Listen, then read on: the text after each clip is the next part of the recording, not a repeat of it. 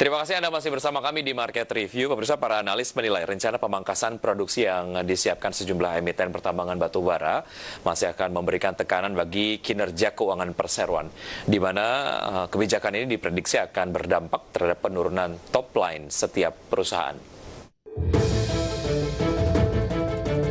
Para analis menilai rencana pemangkasan produksi yang tengah disiapkan sejumlah emiten pertambangan batu bara masih akan memberikan tekanan bagi kinerja keuangan perseroan, di mana kebijakan ini diprediksi akan berdampak terhadap kinerja top line dan bottom line setiap perusahaan. Selain itu, mereka berpendapat bahwa beberapa produsen saat ini lebih memilih untuk menanti momentum penjualan dibandingkan harus memangkas produksi. Hal tersebut dikarenakan setiap penyesuaian harus terus dicermati dengan baik dan sempurna agar dapat berguna di masa mendatang. Seperti diketahui, beberapa emiten sektor pertambangan tengah bersiap untuk memangkas volume produksi yang telah ditetapkan pada awal tahun 2020.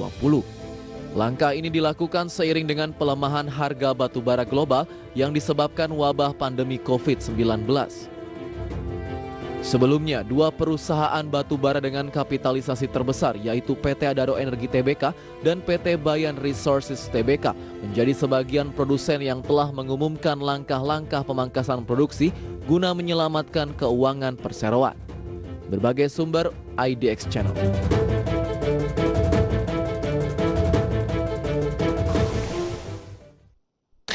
Ya, kembali berbincang dengan Pak Hendra Sinadia. Pak Hendra, karena kemudian paket yang baru saja kita saksikan ini berbicara mengenai pemangkasan produksi. Sebetulnya secara target pemangkasan produksi yang ditargetkan secara kumulatif begitu, setidaknya ini dari sudut pandang asosiasi, idealnya berapa persen dan sejauh mana pemangkasan produksi di sekian persen, nanti kemudian Anda jelaskan ini, akan berdaya efektif untuk kemudian membuat setidaknya di ujungnya nanti harga batu bara akan naik lah.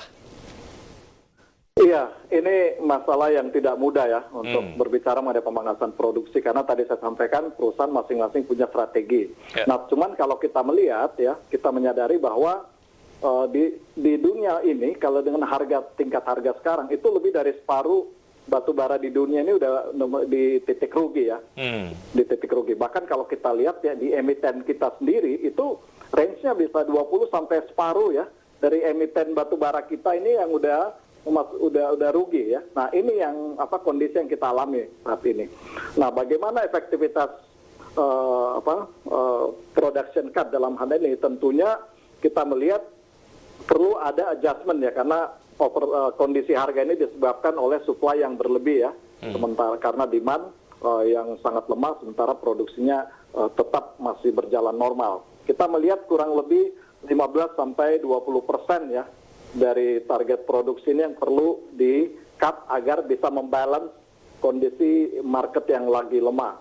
Namun tentu kita tidak bisa memproyeksi atau memprediksi dengan pemangkasan tersebut itu berapa banyak akan berdampak terhadap penguatan harga. Tentu harga akan menguat, dan kalau kita melihat memang secara historikal ya, kuartal 3 ini demand menguat, dan kuartal 4 ini lebih kuat lagi biasanya karena menjelang musim dingin ya di Eropa, di Asia Timur ini demand agak tinggi. Jadi historically harga biasanya akan naik di area akhir kuartal 3 dan di kuartal 4. Namun, kondisi ketidakpastian di pasar masih tetap berlanjut. Kita masih menyadari bahwa COVID-19 ini belum bisa ditangani secara menyeluruh.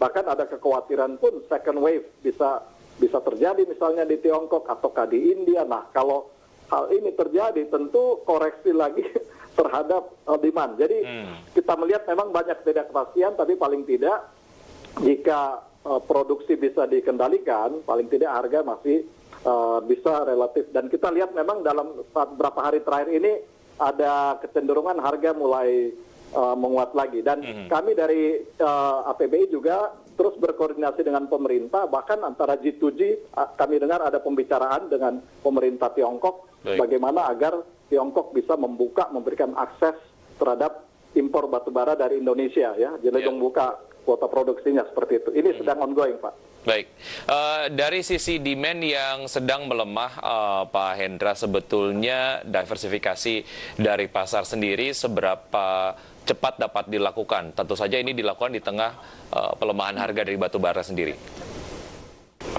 Nah, ini diversifikasi pasar sayangnya hampir semua negara terdampak ya. Dan mengalami hal serupa ya Pak? Mengalami hal serupa. Tapi ke depan memang kita melihat bahwa pasar di ASEAN ini pasar yang menarik. Karena kalau kita combine semua negara-negara anggota ASEAN kita ini ekspor batu bara kita jumlahnya sangat signifikan. Bahkan kalau kita rank itu urutan ketiga setelah Tiongkok, India, dan ASEAN jadi satu single market. Nah ini yang kami melihat bahwa potensi pasar di Asia Tenggara ini kita perlu perkuat karena disitulah pengembangan PLTU batubara yang paling dinamis di dunia nanti memang di wilayah Asia Tenggara. Kalau kita lihat belahan bumi lain udah mulai berkurang, tapi Asia Tenggara ini sangat exciting marketnya. Ya, Pak Hendra, mengenai tren penggunaan energi baru terbarukan yang tentu saja ini dilakukan di beberapa negara pada saat pandemi COVID-19 dan ini tentu saja berdampak pada pengurangan demand dari batu bara sendiri. Sejauh mana sebetulnya teknologi batu bara bersih ini dapat menjadi satu hal yang kemudian atau value lain lah yang ditawarkan kepada market? Iya, memang industri batubara mau tidak mau bertransformasi ya ke depan untuk mengelola industri yang batubara lebih bersih dan saya kira sekarang teknologinya sudah mulai berkembang ya. Kalau pembangkit tenaga listrik sekarang udah menggunakan teknologi yang disebut ultra super critical ya, yang emisinya lebih hemat.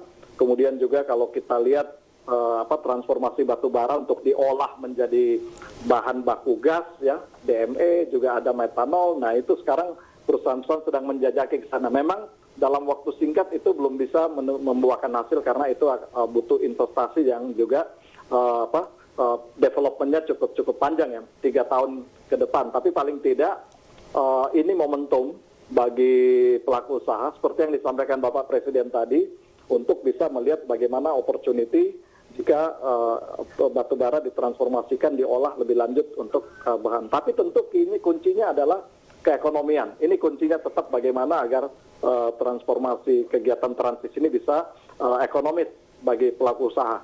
Baik, ya, yang paling penting adalah bagaimana sebetulnya ekosistem di industri batubara di Indonesia, apakah itu dari sudut pandang pengusaha ataupun dari regulator, menciptakan ekosistem yang ideal agar operasionalisasinya dapat tetap berjalan walaupun kondisinya sedang sulit.